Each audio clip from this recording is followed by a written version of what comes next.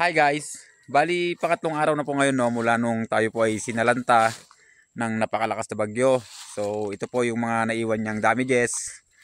And sa awa naman po ng Diyos is mga minor damages lang po yung ating natamo dito sa ating farm or naiwang pinsala sa atin dito sa farm.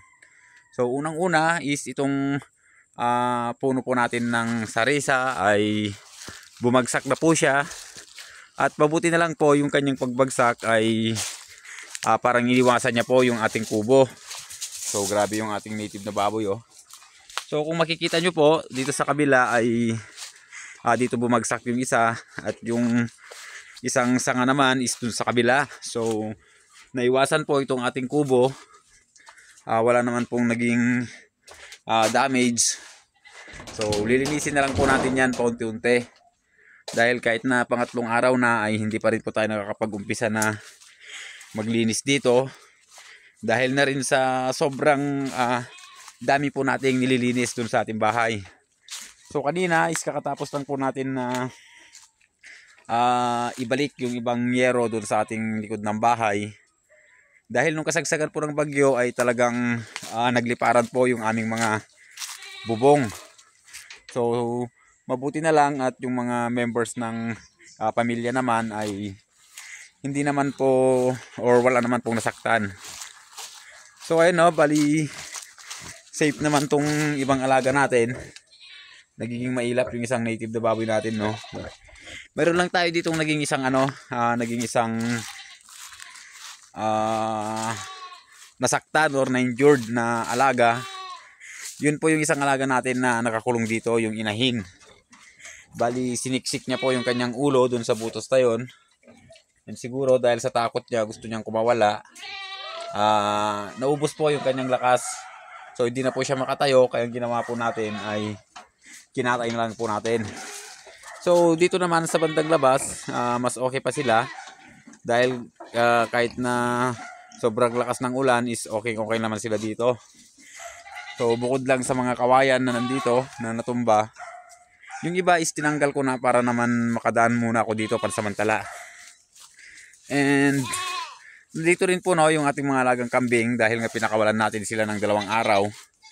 So dito pa rin po umuwi yung ating inahin, yung may anak na 2. So dadalhin na po natin yan ngayon dun sa taas. So nung kasagsagan ng bagyo no, bali dito po tayo medyo kinabahan. Dahil nga during that time yung kasagsagan ng bagyo ay napadaan ako dito at nagtaka ako bakit iyak ng iyak yung mga kambing. Takbo sila ng takbo.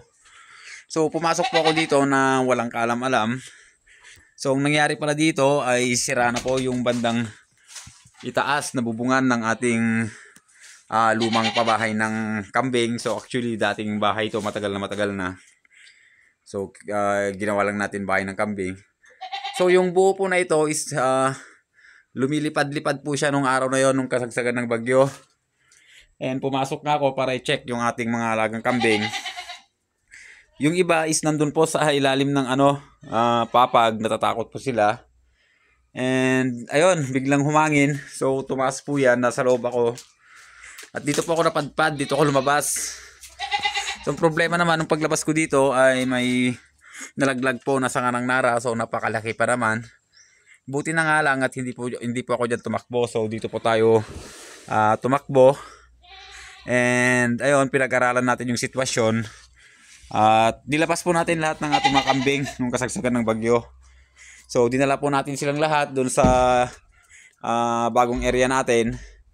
Haliban lang po dito sa ating mga alagang tupa. So ngayon ito po yung iniisip ko ngayon, baka na-stress po yung ating mga inahin. Dahil nga takbo po sila ng takbo nung kasagsagan ng bagyo. Buntis po yung ating mga inahin. So ang kinakatakot po natin is baka na-stress po sila. So sana hindi naman para hindi sila makunan. So ayun no, marami po tayong naging damages dito sa Nueva Vizcaya. And yung iba po is in-underestimate na po yung yung bagyo dahil nga nitong nakarang araw or buwan Lagi pong nagdi-declare dito na walang pasok yung mga estudyante pero umaaraw naman kahit signal number 1. So yung iba is nagpaka-kampante. So ang nangyari po is na anod po yung kanilang mga alagang baka at kalabaw. So marami pa pong iba. And ang kawawa po yung mga tanim din po ng iba nating mga kasamahan. So masayang po lahat. So hindi na mapapakinabangan. And during that time nung kasagsagan ng typhoon is pinalikas na po lahat ng tao dito. And ako na lang po yung naiwan dito dahil nga sinalba ko po lahat ng ating mga alaga. And which is okay naman dahil nagawa po natin isalba.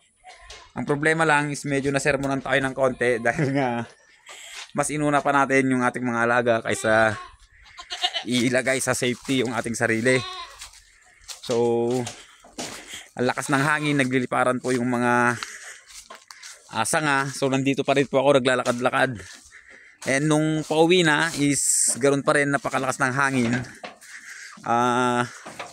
Halos hindi ko na po maano yung sarili ko dahil yung hangin po talaga is tinutulak na po ako. Sobrang lakas. So tinignan na lang po natin yung sa itaas, baka may lumilipad na sanga. At sawa naman ng Diyos is nakauwi naman po tayo ng maayos. So doon naman sa kabilang area natin is gagawan na lang natin ng sarili niyang video dahil mahaba na rin naman tong nagawa natin dito. Pero all in all po no, dito sa ating unang area. So isa po yung naging mortality natin, which is yung baboy lang po natin na naipit.